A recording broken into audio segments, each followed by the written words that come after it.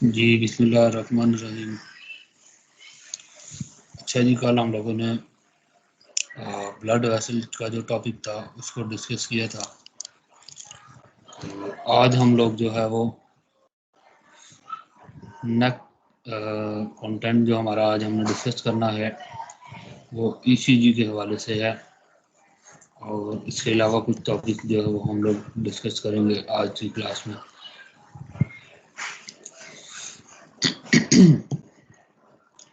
तो इसमें सबसे पहले नंबर पे जो है वो हम लोगों ने डिस्कस किया था mechanism of excitation of heart, यानी हार्ट जो है वो उसकी एक्साइटेशन जो होती है वो किस तरह से होती है। ये पॉइंट हम लोगों ने लास्ट टाइम जो है वो डिस्कस किया था कि जो हार्ट होता है उसके जो ऊपर वाला जो चैम्बर होता है, राइट एट्रिया जो होता है, उसके ऊपर साइनो एट्रियल नोड जो है वो लगा हुआ होता है, और उसके बाद जो है वो एट्रियो वेंट्रिकुलर नोड लगा हुआ होता है, और उनके साथ कुछ फाइबर जो है वो अटैच होते हैं। और वो फाइबर जो होते हैं वो हमारे हार्ट की जो कंट्रैक्शन और रिलैक्सेशन जो होती है वो उसको कंट्रोल करते हैं। अब इसमें जो साइनो एट्रियल जो नोड होता है वो नर्व इम्पल्स के साथ जो है वो अटैच होता है। नर्व इम्पल्स जो होती है वो उसको एक इलेक्ट्रिक शॉक देती है, एक करंट जो है वो उसको देती है, जिसकी वजह इलेक्ट्रिकल इम्पल्सिस जो है वो उसको मिलती हैं। और वो इलेक्ट्रिक इम्पल्सिस की वजह से जो हमारा जो हार्ट होता है उसके जो चैम्बर्स होते हैं उनकी एक रेगुलेटरी कॉन्ट्रैक्शन और रिलैक्सेशन जो है वो होती है। ये जो साइनो एट्रियल नोड होता है इसको हम लोग बेसिकली पेस मेकर जो है वो कहते हैं। ये पेस मेकर जो है वो हमारे लगा हुआ होता है हार्ट के अंदर, नेचुरल पेस मेकर जो है वो मौजूद होता है। तो जिसकी वजह से जो है वो हमारे हार्ट के अंदर जो सिस्टोल और डायास्टोल जो पीरियड्स होते हैं उनको हम लोग जो है वो रेगुलरली जो है वो चेक कर सकते हैं, या रेगुलरली वो टेक प्लेस होते हैं। तो इलेक्ट्रोकार्डियोग्राम जो है ये एक ऐसी डिवाइस है, एक ऐसा प्रोसेस है, एक ऐसा ग्राफ है जिसके ज़रिए हम लोग जो है वो हार्ट की जो कंट्रैक्शन और रिलैक्सेशन जो होती है उसको एक चेक करते हैं कि हमारे हार्ट के जो चैम्बर्स हैं उनकी जो कंट्रैक्शन और रिलैक्सेशन जो है क्या नॉर्मली टेक्स प्लेस हो रही है या नहीं हो रही है। तो उसके लिए जो है वो हम लोग जो है वो एक डिवाइस यूज करते हैं, उस डिवाइस को इलेक्ट्रोकार्डियोग्राम कहा जाता है। और जो हमारे पास ग्राफ आता है उसको हम लोग ईसीजी रिपोर्ट जो है वो कहते हैं। तो इसमें जो पेस मेकर जो होता है वो जो इलेक्ट्रिक इम्पल्सिस जनरेट करता है, और वो इलेक्ट्रिक इम्पल्सिस जो होती हैं वो हार्ट के मसल के थ्रू जो होती हैं वो पास होती हैं। तो इनको हम लोग इलेक्ट्रोड के ज़रिए जो है वो डिटेक्ट करते हैं कि क्या हमारा जो साइनो एट्रियल नोड और एट्रियो वेंट्रिकुलर जो नोड है वो सही तरीके से वर्क कर रहे हैं या नहीं कर रहे। तो उनकी वर्किंग को चेक करने के लिए जो है वो हम लोग ये ग्राफ जो होता है वो उसको इस्तेमाल करते हैं। तो ये जो कंडक्शन सिस्टम जो है वो हमारे हार्ट का वो अगर प्रॉपरली टेक प्लेस हो रहा है या नहीं हो रहा, तो वो हम लोग जो है वो इस ग्राफ के ज़रिए जो है वो चेक कर सकते हैं। ये एक ग्राफ आप लोगों को यहाँ पे नज़र आ रहा है, ये ग्राफ जो है ये नॉर्मल ग्राफ है, ठीक है जी। ये नॉर्मल जो है वो ग्राफ होता है, इसमें 5 वेव जो होती हैं वो प्रेजेंट होती हैं, पी क्यू आर एस और टी, ठीक है जी। ये इसमें जो पीक्स जो आपको नज़र आ रही हैं, ट्रस्ट और क्रफ्ट आपको इसमें नज़र आ रहे हैं, ये इसी पोजीशन पे जो है वो होते हैं। और ये जो 5 वेव जो हैं जिस पोजीशन पे आप लोगों को नज़र आ रही हैं, अगर ये इसी पोजीशन पे मौजूद हों तो ये नॉर्मल ईसीजी रिपोर्ट जो है वो कंसीडर की जाती है।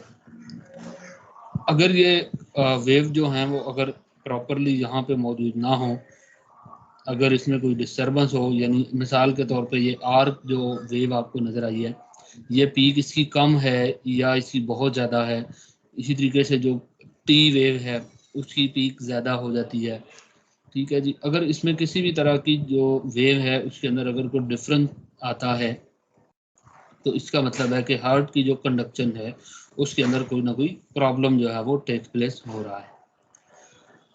तो इसमें जो टी वेव होती है ये वेंट्रिकल की रिकवरिंग जो है वो उसको शो करती है, यानी जब वेंट्रिकल जो होते हैं उन्होंने सारे जो चैम्बर्स होते हैं वो खाली कर देते हैं, वेंट्रिकल से जब ब्लड जो होता है वो चला जाता है, तो उस वक्त जो टी वेव होती है वो रिकवरी पीरियड जो होता है उसको शो करती है।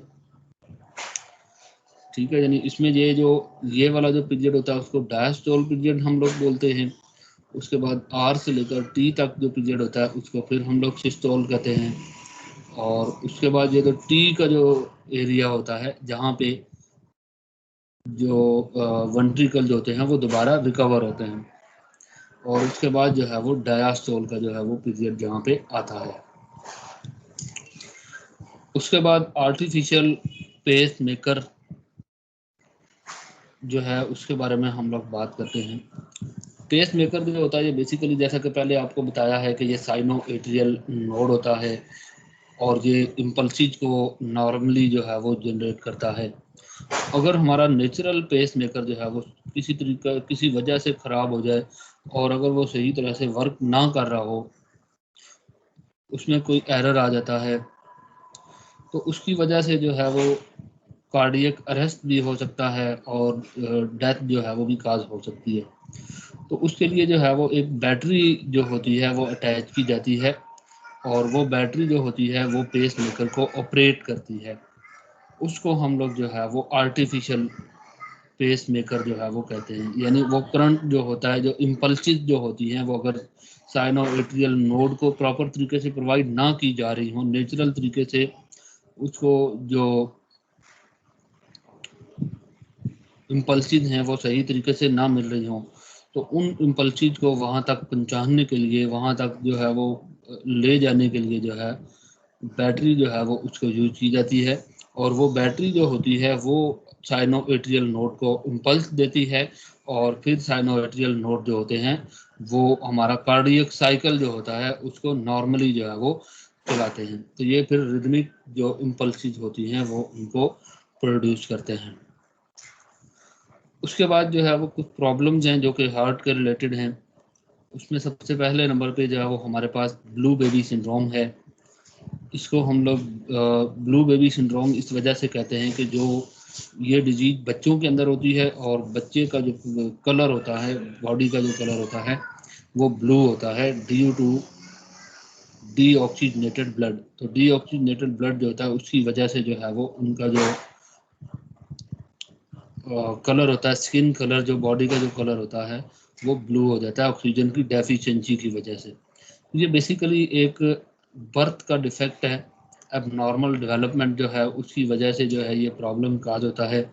इसमें बेसिकली होता कि ये है कि जो चाइल्ड का जो हार्ट होता है उसके हार्ट के जो ऊपर वाले जो चैम्बर्स होते हैं उनके दरमियान जो सेप्टम होता है, ठीक है, जो एट्रियल सेप्टम है, इंटर एट्रियल सेप्टम जो होता है उसके दरमियान जो है वो एक सुराख जो है वो रह जाता है। यानी एक प्रॉपरली दोनों हार्ट के जो चैम्बर होते हैं वो सेपरेट नहीं हुए हुए होते, जिसकी वजह से, क्योंकि आपको पता है कि राइट एट्रियम के अंदर ऑक्सीजनेटेड ब्लड होता है और लेफ्ट एट्रियम के अंदर जो होता है वो डीऑक्सीजनेटेड ब्लड होता है। राइट एट्रियम के अंदर डीऑक्सीजनेटेड ब्लड होता है और लेफ्ट एट्रियम के अंदर जो होता है वो ऑक्सीजनेटेड ब्लड होता है। तो जब इन दोनों चैम्बर्स के दरमियान जब होल होगा तो होल की वजह से जो है वो ब्लड जो होता है वो मिक्स हो जाता है, ऑक्सीजनेटेड और डीऑक्सीजनेटेड जो है वो ब्लड जो होता है वो मिक्स अप हो जाता है। तो ये ऑक्सीजनेटेड और डीऑक्सीजनेटेड जो ब्लड है उसके मिक्स होने की वजह से जो बच्चे को साइनोसिस हो जाता है, और इसको हम लोग बोलते हैं ब्लूनेस ऑफ स्किन जो है वो बच्चे को होती है। इसमें ऑक्सीजनेटेड डीऑक्सीजनेटेड जो ब्लड होते हैं वो आपस में मिक्स हो जाते हैं एक दूसरे के साथ जो है वो। ठीक है, तो इस कंडीशन को हम लोग जो है वो ब्लू बेबी सिंड्रोम जो है वो कहते हैं।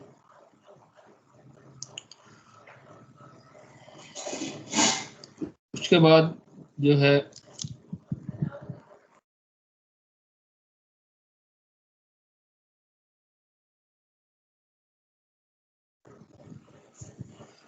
कुछ जो डिजीज हैं वो हमारी ब्लड वेसल्स के साथ रिलेटेड होती हैं, जो हम लोग डिस्कस करेंगे। इसमें सबसे पहले नंबर पे जो है वो हाइपरटेंशन है। ठीक है जी, हाइपर का मतलब जो है वो ज़्यादा, और टेंशन का मतलब जो है वो परेशानी या इस तरह की जो कंडीशन होती है उसको हम लोग बोलते हैं। हाइपरटेंशन जो होती है ये हाई ब्लड प्रेशर काज करती है, और अगर प्रोलॉन्ग ज़्यादा देर के लिए हाइपरटेंशन हो तो वो ब्लड वेसल जो होती हैं वो भी इसी वजह से डैमेज हो सकती हैं। हार्ट के जो मसल्स होते हैं वो भी इसकी वजह से वीक हो जाते हैं, और हार्ट की जो पंपिंग होती है वो भी डिक्लाइन हो जाती है, वो भी कम हो जाती है। और इसी तरीके से इसकी वजह से कंजेस्टिव हार्ट फेलियर जो है वो काज हो सकता है। यानी हार्ट जो है वो कंजेशन उसमें हो जाती है, यानी हार्ट जो होता है उसमें जो है वो दबाव उसके ऊपर जो है वो बढ़ जाता है, जिसकी वजह से हार्ट जो होती है उस पर फेलियर का प्रॉब्लम जो है वो काज हो सकता है। कार्डियक मसल जो होते हैं वो साइज में बढ़ जाते हैं, और उसके बाद जो ब्लड की जो स्पेस होती है वो उनके अंदर नहीं रहती। ये वाली जो कंडीशन होती है इसको हम लोग हाइपरटेंशन जो है वो कंसीडर करते हैं। उसके बाद सेकंड जो इसमें प्रॉब्लम है जो कि ब्लड वेसल के रिलेटेड है, उसको हम लोग थ्रोम्बस फॉर्मेशन का नाम देते हैं। थ्रोम्बस फॉर्मेशन के हवाले से हम लोगों ने थोड़ा सा कल जो है वो डिस्कस किया था, जो एथेरोस्क्लेरोसिस के हवाले से मैंने आप लोगों को बताया था कि एथेरोस्क्लेरोसिस जो है ये भी एक किस्म का एक डिसऑर्डर होता है, जिसमें जो ब्लड वेसल होती है उसमें कोलेस्ट्रॉल के जमा होने की वजह से, उसके अंदर जो ब्लड वेसल होती है वो नैरो हो जाती है, और ब्लड जो होता है वो उसमें सही तरीके से पास नहीं हो पाता। तो इसमें थ्रोम्बस फॉर्मेशन, थ्रोम्बस का जो लफ्जी मतलब बेसिकली क्लॉट होता है। तो सॉलिड मैस ऑफ ब्लड जो है वो हमारी ब्लड वेसल के अंदर जो है वो जमा हो जाता है। सॉलिड मैस जो होता है, क्लॉट जो होता है ब्लड का, वो जमा हो जाता है। इसकी वजह जो होती है कि जो ब्लड जो है वो थिक हो जाता है कोलेस्ट्रॉल की वजह से या कुछ और कंपाउंड की वजह से, कंपोजिशन की वजह से। जो ब्लड वेसल्स होती हैं वो उसके अंदर जो है वो ब्लड थिक हो जाने की वजह से जो ब्लड वेसल के अंदर जो ब्लड होता है वो क्लॉट बना लेता है। उसके बाद जो है वो मे ब्लॉक द वेसल, जिसकी वजह से जो ब्लड वेसल जो होती है वो ब्लॉक हो सकती है। और उसके बाद जो है वो इस या तो मुकम्मल तौर पर जो है ये ब्लॉक हो सकती है, या पार्टली जो है वो इसका कोई ना कोई जो पार्ट होता है वो ब्लॉक हो जाता है। और सम टाइम जो है ये क्लॉट जो होता है ये एक जगह से दूसरी जगह मूव करता है। ठीक है, दूसरे पार्ट तक भी जो है वो चला जाता है। ठीक है, ये अपने ओरिजिनल जो उसकी पोजीशन होती है ये वहाँ से ब्रेक होकर टूट कर जो है ये मूव भी करता है ब्लड वेसल के अंदर, और दूसरी जगह पे जाके भी जो है वो ये क्लॉट बना सकते हैं। तो इस वजह से इस कंडीशन को हम लोग जो है वो एम्बोलिज्म भी कहते हैं। और इस क्लॉट को जो कि मूव करता है इसके अंदर, उसको एम्बोलस भी कहा जाता है। तो ये जो एम्बोलस है ये यहाँ पे जो है वो ब्लड वेसल के अंदर जो है वो मूव करता है, और इसके मूव करने की वजह से जो है वो ये दूसरी जगह पे भी, किसी और जगह पे जाकर भी जो है वो ब्लड वेसल्स को ब्लॉक कर सकता है। तो इसकी वजह से जो ब्लड वेसल होती है उसके फटने का जो है वो खतरा।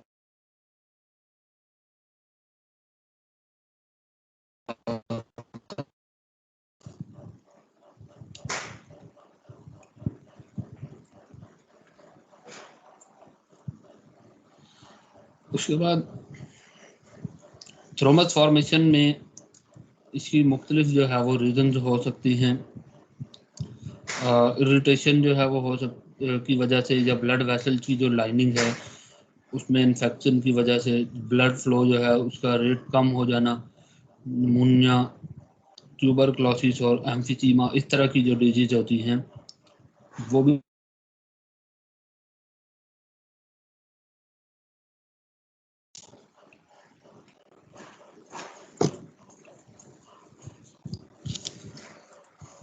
उसके बाद जो है तो ये थ्रोमस फॉर्मेशन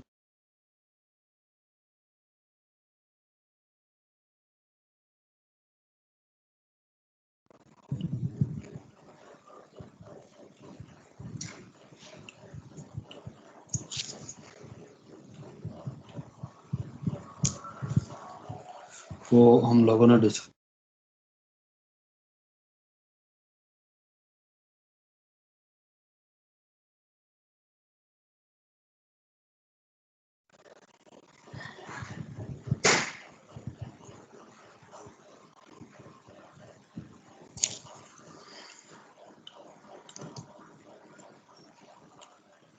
उसके बाद जो है वो हार्ट अटैक के बारे में हम लोग जो है वो डिस्कस करते हैं। तो हार्ट जो है इसमें मायोकार्डियल इन्फार्क्शन जो प्रॉब्लम है वो इसमें कहा जाता है। मायोकार्डियल का, मायो का मतलब जो है वो मसल जो होता है, कार्डियल का मतलब हार्ट होता है, इन्फार्क्शन का मतलब होता है डेथ। तो हार्ट के जो मसल्स होते हैं उनके डेथ की वजह से जो प्रॉब्लम है उसको हार्ट अटैक जो है वो कहा जाता है। तो बेसिकली हार्ट अटैक जो है वो डेथ ऑफ हार्ट मसल जो है वो उसको हम लोग बोलते हैं। तो इसमें जो ब्लड वेसल्स होती है, जो हार्ट की जो ब्लड वेसल्स होती हैं उनके अंदर ब्लॉकेज हो जाती है, जिसकी वजह से जो हार्ट के मसल्स होते हैं, जो जैसे कि कोरोनरी आर्टरी जो होती है, जो हार्ट की जो कोरोनरी आर्टरी होती है जो हार्ट को ब्लड सप्लाई करती है, वो किसी थ्रोम्बोसिस की वजह से या एम्बोलिज्म की वजह से जो है वो इसके अंदर ब्लड जो होता है वो जमा हो जाता है और ब्लड क्लॉट जो है वो बन जाता है, या थ्रोम्बोसिस जो है वो इसके अंदर हो जाता है। और थ्रोम्बोसिस की वजह से जो है वो ब्लड वेसल जो होती है ब्लॉक हो जाती है, और इसके ब्लॉक होने की वजह से जो हार्ट के जो चैम्बर्स होते हैं वो क्लोज हो जाते हैं।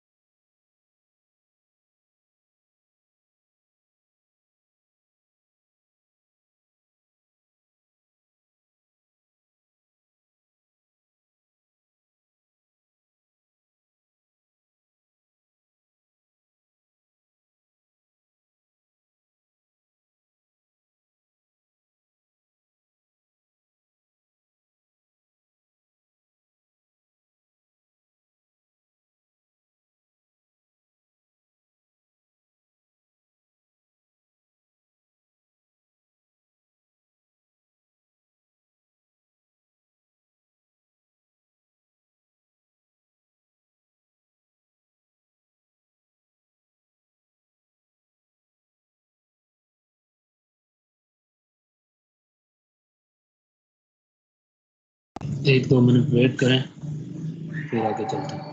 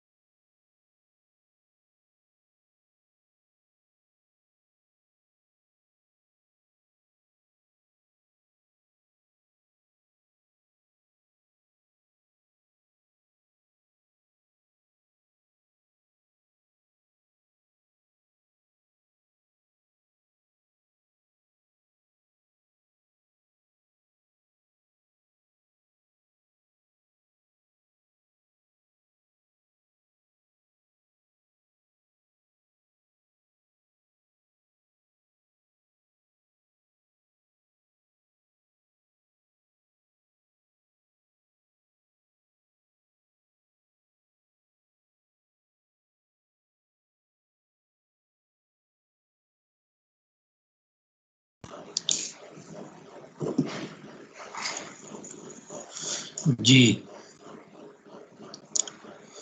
तो मायोकार्डियल इन्फेक्शन पे मैं बात कर रहा था कि जब हार्ट के जो ब्लड वेसल्स होती हैं, जैसे राइट कोरोनरी आर्टरी है और लेफ्ट कोरोनरी आर्टरी है, तो जब वो हार्ट के मसल्स होते हैं उनको ब्लड की सप्लाई जो होती है वो रुक जाती है कोरोनरी आर्टरी के ब्लॉक होने की वजह से, इसके अंदर कोई थ्रोम्बस के जमा हो जाने की वजह से, तो हार्ट के जो मसल्स होते हैं वो उनकी डेथ हो जाती है। इस तरीके से जो हार्ट का जो कंट्रोल सिस्टम होता है वो फिर जो है वो ख़त्म हो जाता है, ख़राब हो जाता है, फेल हो जाता है। तो हार्ट अटैक जो है वो उसकी प्रिवेंशन के लिए जो है वो हम लोगों को क्या करना चाहिए, उसके लिए जो है वो हम लोग फैटी फूड जो है वो उससे अवॉइड करें, और इसी तरीके से नॉर्मल जो बॉडी वेट है वो हम लोगों को मेंटेन रखना चाहिए, और उसके बाद रेगुलर एक्सरसाइज और रेगुलर वॉक वगैरह जो है वो हम लोगों को करनी चाहिए, और उसके बाद जो ब्लड प्रेशर है वो उसको भी कंट्रोल में रखना चाहिए, और स्मोकिंग जो है वो उससे अवॉइड हम लोगों को करना चाहिए। उसके बाद एक डिसऑर्डर है जी, प्रॉब्लम है, उसको हम लोग स्ट्रोक बोलते हैं।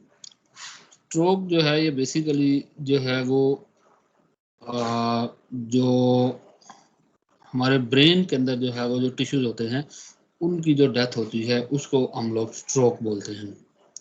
ठीक है जी, बेसिकली जो है वो इसमें हमारा जो ब्लड वेसल जो होती है उसकी वजह से जो है वो उसके ब्लॉक हो जाने की वजह से ये स्ट्रोक जो है वो कहा जाता है।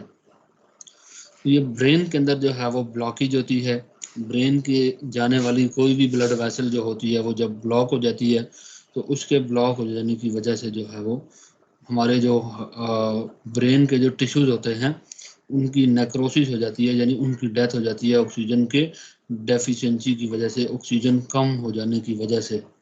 तो ऑक्सीजन जब कम हो जाती है वहाँ पे, तो उसकी वजह से हमारे जो ब्रेन के जो टिश्यूज होते हैं वो डिस्ट्रॉय हो जाते हैं, या उनके अंदर जो है वो नेक्रोसिस का प्रॉब्लम जो है वो खा देता है। तो इस कंडीशन को हम लोग जो है वो स्ट्रोक बोलते हैं। उसके बाद जो नेक्स्ट जो कंडीशन है उसको हम लोग हैमरिज कहते हैं। तो हैमरिज जो है ये बेसिकली जो जब ब्लड वेसल जो होती है उसमें बहुत ज़्यादा जो है वो ब्लॉकेज होगी, तो ब्लॉकेज की वजह से जो ब्लड वेसल होती है वो बर्स्ट हो जाती है। तो जब ब्लड वेसल जो है वो बर्स्ट होती है, तो बर्स्ट होने के बाद उसमें से जब ब्लड बाहर आ जाता है, तो इस कंडीशन को हम लोग जो है वो हैमरेज बोलते हैं। ठीक है जी, इस ये वाली जो सिचुएशन होती है ये हैमरेज कहलाती है। तो ब्रेन के अंदर जो है ये मोस्टली हैमरेज का जो प्रॉब्लम होता है वो फेस करना पड़ता है।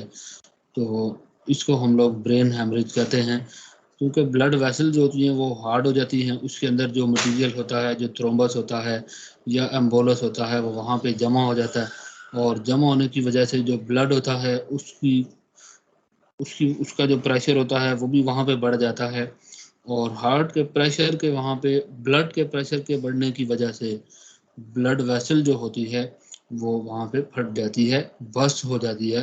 तो इस कंडीशन को जो है वो हैमरेज कहा जाता है। तो इसके लिए हम लोगों को जो ब्लड प्रेशर है वो उसको कंट्रोल में रखना पड़ता है। कुछ जर्नल प्रिवेंशन बताई गई हैं, जर्नल गाइडलाइंस हैं कि हम लोग जो है वो किस तरह से जो है वो हार्ट के रिलेटेड या ब्लड वेसल्स के रिलेटेड जो प्रॉब्लम्स हैं उनसे बच सकते हैं। तो उसके लिए जो है वो हम लोगों को कोलेस्ट्रॉल की जो क्वांटिटी है वो बॉडी के अंदर कम रखनी चाहिए, हमारा जो ब्लड प्रेशर है वो नॉर्मल जो है वो होना चाहिए, और उसके बाद जो बॉडी का जो वेट है वो भी नॉर्मल होना चाहिए, और स्मोकिंग जो है वो उससे अवॉइड करना चाहिए, और रेगुलर एक्सरसाइज जो है वो भी जो है वो करनी चाहिए, और उसके बाद जो स्ट्रेस और टेंशन जो है वो उससे हम लोगों को अवॉइड करना चाहिए। तो ये कुछ जर्नल चीज प्रिवेंशन थी, जर्नल गाइडलाइन थी।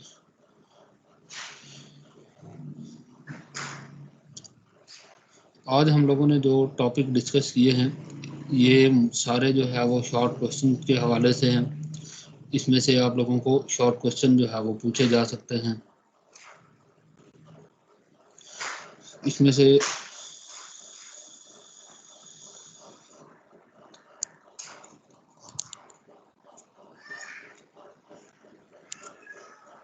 शॉर्ट क्वेश्चन जो है वो इसमें से आपको जर्नली जो है वो पूछे जा सकते हैं कि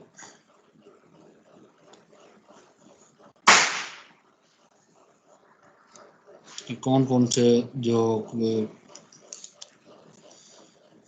मसलन आपको ईसीजी के बारे में शॉर्ट क्वेश्चन आ सकता है,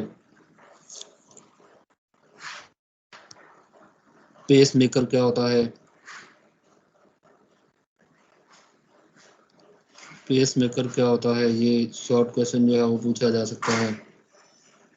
और इसी तरीके से ये जो डिजीज़ हम लोगों ने डिस्कस की हैं, ये डिजीज़ भी हम लोगों को शॉर्ट क्वेश्चन के अंदर जो है वो पूछी जा सकती हैं।